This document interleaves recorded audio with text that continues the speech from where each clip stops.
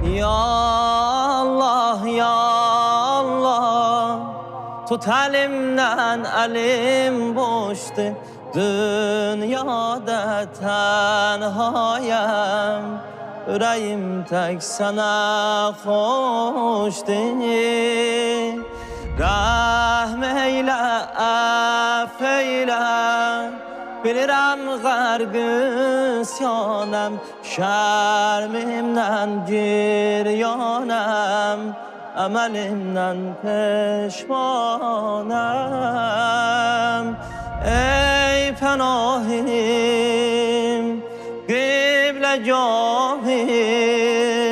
sazdegahim, çok günahim. Senden özge